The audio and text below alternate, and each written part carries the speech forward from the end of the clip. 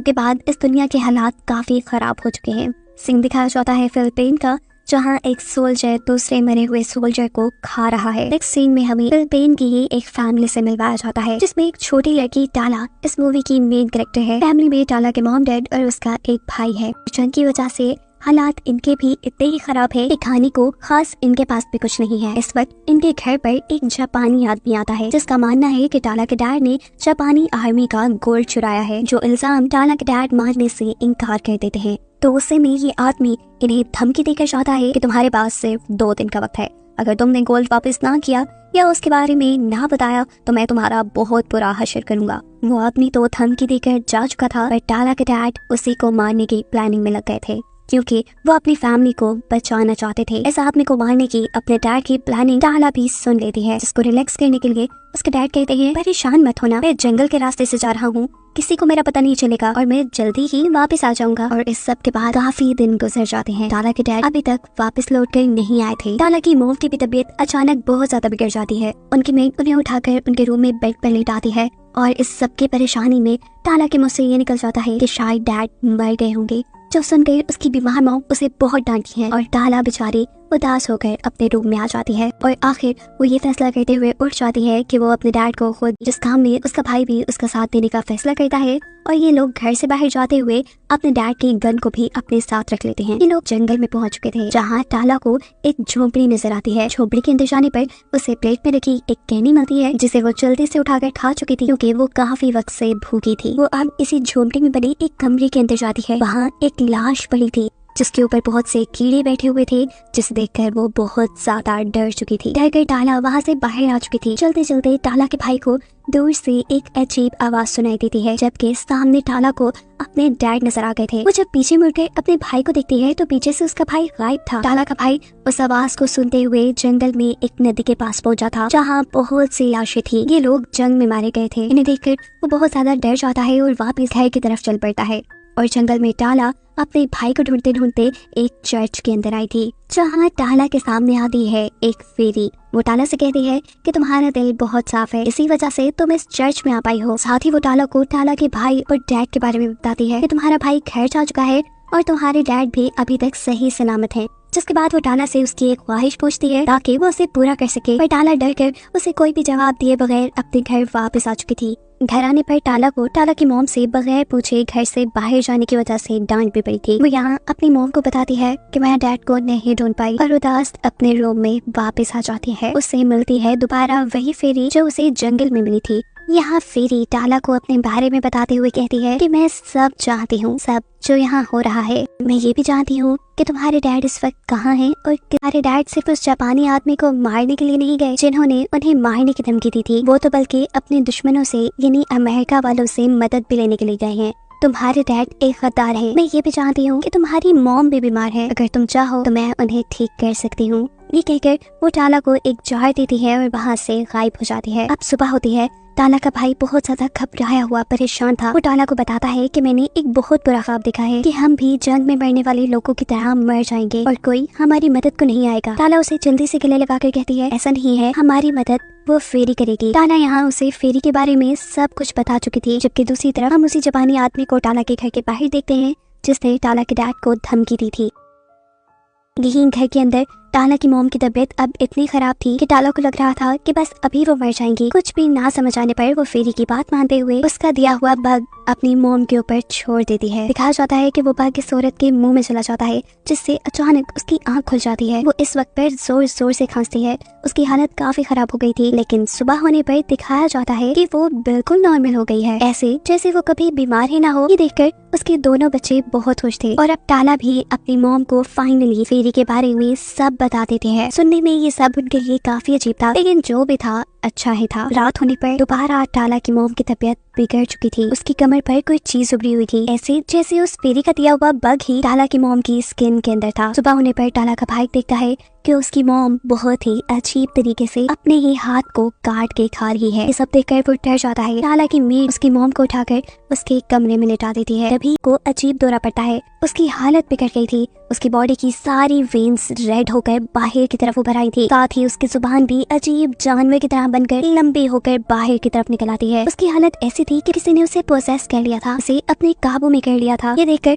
उसकी मेट भी डर जाती है। फौरन ही उसके रूम से बाहर जाकर वो उसके रूम को लॉक करके चाबी बाइबल के अंदर रख देती है। सीन कट होकर दिखाया जाता है कि टाला एक बहुत बड़ी सी बास्केट लेकर जंगल में आई है उसी फेरी के पास। वो उससे जब खाने के लिए कुछ चीजें मांगती है तो फेरी सामने खाने का एक बहुत बड़ा टेबल सजा देती है और टाला से कहती है कि तुम जितना लेना चाहो इसमें से ले सकते हो। इतने दिन बाद खाना देखकर टाला भी खाने पे टूट पड़ी थी। वो बहुत सारा खाना अपनी बास्केट में डालकर जैसे ही घर आती है तो उसका भाई गुस्से में उसे बताता है कि मॉम की हालत बहुत खराब हो गई है, वो बहुत अजीबोगरीब हरकतें कर रही हैं और ये सब सिर्फ तुम्हारी वजह से हुआ है, तुम्हारी उस फेरी की वजह से हो रहा है। गुस्से में टाला उसे एक थप्पड़ मारती है, पर थोड़ी ही देर में उसे एहसास हो चुका था कि उसका भाई बिल्कुल ठीक कह रहा है। रात में अचानक ही टाला के कमरे का दरवाजा खुलता है। उसे बाहर किसी के होने की आवाज आ रही थी। वो जब चेक करने बाहर जाती है तो वहाँ उसकी मॉम थी जिसकी आंखें बिल्कुल काली थी और अचानक वो वहाँ से गायब भी हो गई थी। टाला अपनी मॉम को ढूंढने के लिए आगे जाती है।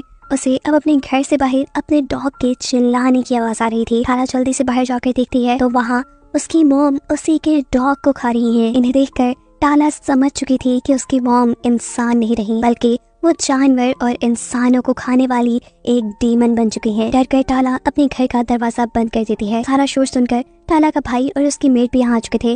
वो जब दरवाजा खोल के बाहर देखते हुए होश पड़ी थी और साथ ही जख्मी हालत में एक परिंदा भी पड़ा था जिसको उसकी मोम ने खाने की कोशिश की थी। ये लोग अब अपनी मोम को उन्हें उनके कमरे में बंद कर देते हैं। ये दोनों बहन भाई उदास बैठे थे।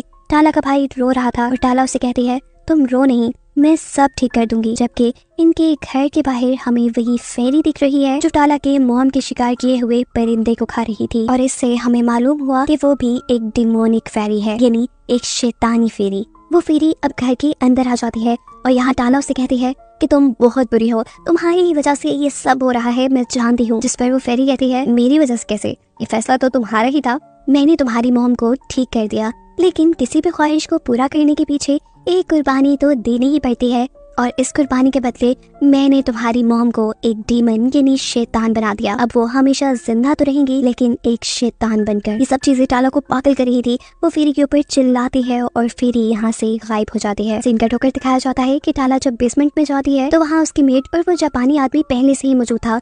ये लोग यहाँ गोल्ड ढूंढ रहे थे। टाला को देखते ही ये जापानी आदमी टाला को भी पकड़ लेता है और उससे भी गोल्ड के बारे में पूछता है, पर टाला को कुछ मालूम नहीं था। अपनी बहन को बचाने के लिए यहाँ टाला का भाई अपने डैड की पिस्टल लेके आता है। उसने पिस्टल को जापानी आदमी की तरफ ताना हुआ था। इससे पहले कि वो पिस्टल चला पाता वो जापानी आदमी टाला के भाई को ही शूट कर देता है। उसके भाई का बहुत खून बह रहा था और ये देखकर टाला बहुत गुस्से में आ चुकी थी। वो अब अपने मॉम की रूम की चाबी इस जापानी आदमी को देते हुए कहती है कि जाओ, गोल्ड उस रूम में है, जाकर ले लो। टाला ये बात जानती थी कि उसकी मॉम अब एक डीमन बन चुकी है और ये आदमी जैसे ही उनके रूम में जाएगा टाला की मॉम इसे काट खाएंगी।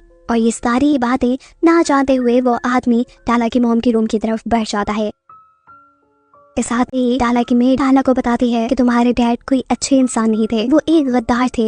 वो हमारे दुश्मनों के साथ यानी अमेरिका के साथ मिले हुए थे और उन्हीं की वजह से यहाँ बेचारे बहुत से बेकसूर लोगों की जान चली गई। ये सुनकर टाला कुछ नहीं बोलती। वो मेड यहाँ से चली जाती है और अब टाला अपने भाई के हाथ से अपने डैड की पिस्टल लेके उनके पीछे पीछे जाने लगती है। अभी वो रास्ते में ही थी कि उसे उस जापानी आदमी के चीखने की आवाजें आने लगी थी। वो कमरे से दूर खड़ी होकर शूट करती है और गोली जापानी आदमी को लगने के बजाय मेड को लग जाती है, जिसे देखकर टाला काफी दुखी भी होती है क्योंकि वो मेड से काफी अटैच थी। खैर अब वो अंदर कमरे में जाती है।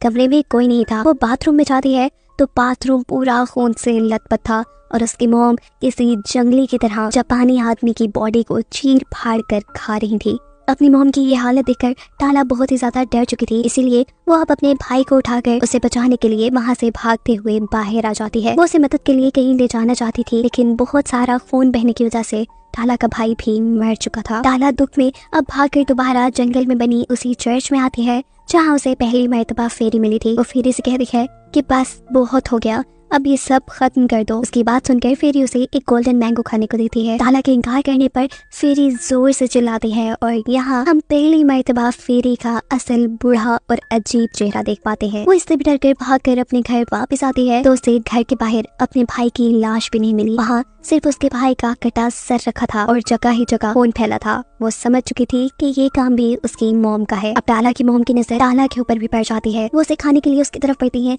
लेकिन टाला बहुत ज्यादा डर कर अपने आप को एक रूम में लॉक कर लेती है। बाहर से उसकी मॉम जोर जोर से दरवाजा पीट रही थी और डर कर चिल्लाते हुए गुस्से में टाला कहती है, बस बहुत हो गया। उसकी ये कहते ही अचानक हर जगह खामोशी हो जाती है और इस खामोशी का मतलब चेक करने के लिए टाला अब अपने कमरे का दरवाजा खोलती है। उसकी मॉम सामने गिरी हुई थी और उनकी कमर की स्किन के अंदर से वो बग निकल कर भी उड़ चुका था। जंगल में दिखाया जाता है कि फेरी इन सारी चीजों से हंस रही है। यहाँ टाला की मॉम अपने दोनों बच्चों का नाम लेते हुए मर जाती है और इस सब के बाद दोबारा फेरी टाला के घर पर टाला के पास आती है और उसे गोल्डन मैंगो देते हुए कहती है कि अगर तुम इसे खा लोगी तो तुम्हारे सारे दुख, तुम्हारी सारी मुश्किलें खत्म हो जाएंगी। टाला को कुछ समझ नहीं आ रहा था। वो उससे वो मैंगो ले लेती है और फेरी वहाँ से गायब हो जाती है। जिसके बाद दिखाया जाता है कि टाला के डैड भी अपने साथी के साथ घर वापस आ चुके हैं। घर आने पर उन्हें अपनी वाइफ और बेटा मरे हुए मिले थे, जिस चीज ने उन्हें भी अंदर से खत्म कर दिया था। जिस वक्त वो जोर जोर से रो रहा था तभी उसका साथी उसकी खुफिया जगह से जापानी आर्मी का सारा गोल्ड बाहर निकाल लेता है और फिर एक गन निकालकर टाला के डैड के पास जाकर उन्हें शूट करके खत्म कर देता है। यानी टाला के डैड के अपने ही साथी ने उन्हें धोखा दे दिया था और ये उनके बुरे कामों की सजा थी। टाला ने अपने डैड को भी मरते हुए देख लिया था। वो अब कुछ नहीं कर पा रही थी और ये सब इसलिए हुआ था कि उसने फेरी का दिया हुआ गोल्डन मैंगो नहीं खाया। टाला की फैमिली के सभी लोग मारे जा चुके थे सिवाय टाला के। अब सबसे पहले वो इस फेरी को मारना चाहती थी जिसने उसकी फैमिली का ये हाल किया था और फेरी ने असल में सबको मारने के बाद टाला को सिर्फ इसलिए जिंदा छोड़ दिया क्योंकि उसका दिल बिल्कुल साफ था। ये फेरी थी तो एक डिमोनिक फेरी, यानी काम तो ये बुरे और शैतानी करती थी, लेकिन एक बात जो अच्छी थी वो ये कि ये सिर्फ उसी इंसान को मारती थी जिसके दिल में लालच होती या जो इंसान अंदर से बुरा होता। ये कहानी यहाँ